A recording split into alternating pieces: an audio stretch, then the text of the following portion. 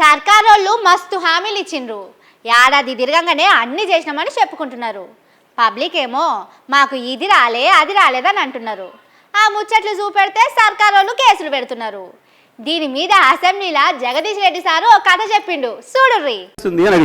ఇలా మీకు అర్థం కాదేమో సార్, దీంట్లో మా ఊర్లే వెంకటయ్య అని ఉండే, ఆయన ఊర్లో ఏతులు వెంకటయ్య కూడా అందరూ ఆన కథ ఉంది ఇలా అన్నారు. ఏం కథ అని అడిగినా, ఏ లేదయ్యా, ఒకరోజు పొద్దున్నే ఆయన భార్య సర్పంచ్ కాడికి వచ్చి కంప్లైంట్ చేసింది, మా వెంకటయ్య నన్ను కొట్టిండు, జర పిలిపించి మాట్లాడమని చెప్తే ఆయన పిలిపించిండు పెద్ద మనిషి. ఎందుకు కొట్టి ఏం సంగతి అని అడిగితే, నేను మా అమ్మగారింటికి నువ్వు పాలు వేయద్దుమని అన్నాడు, నేను పోస్తా అన్నా, నేను పోసి తీరుతానంటే నన్ను కొట్టిండు. నీకు బర్రె లేదా పాలెక్కడి అని చెప్పి ఆయన పెద్ద మనిషి అడిగింది అధ్యక్ష.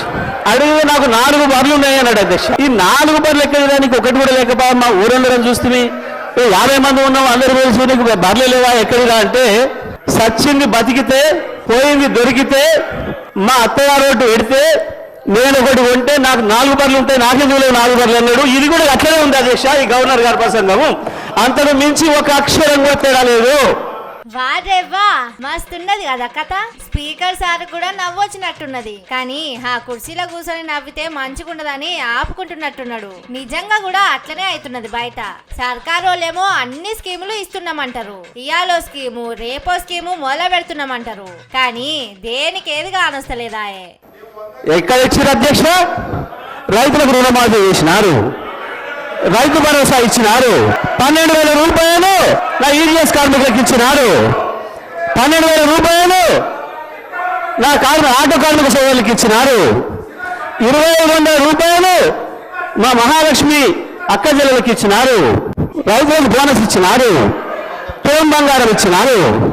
ఏది ఇచ్చిన అధ్యక్ష? నా విద్యార్థి సోదరులకు స్కూటీలు ఇచ్చినారు అధ్యక్ష. 2 లక్షల ఉద్యోగాలు ఇచ్చి ఏహే ఎక్కడి సారు ఏది రాలేదని రోజు పబ్లిక్ మాట్లాడనే వట్టిరి, పొట్టు పొట్టు తిట్ట వట్టిరి. దొంగోడు అని చెప్పుకుంటాడా? చెప్పుండ్రి. సర్కారోళ్ళు కూడా అట్లనే చేస్తున్నారని పబ్లిక్ అంటున్నారు. వాళ్ళు మాకు ఏమి ఇస్తలేరు కాబట్టే ఇచ్చినమాని పబ్లిసిటీ చేసుకుంటున్నారని మాట్లాడుతుండ్రు. పని చేస్తలేరు కాబట్టే పేపర్లల్లా టీవీలల్లా వార్తలు వేపించుకొని పెద్ద పెద్ద ఫ్లెక్సీలు పెట్టి ప్రచారం చేసుకుంటున్నారని జనాలు చెప్తున్నారు. కానీ ఏం చేస్తాం సారు, పబ్లిక్ బాధతోని అన్న మాటలు చూపిస్తే సర్కారోళ్లకు కోపం వస్తున్నది. జర్నలిస్టులు పబ్లిక్ అని చూడకుండా కేసులు రాస్తున్నారు, జైలుకు దోలుతున్నారు. కానీ ఎల్లకాలం పగలే ఉంటదా?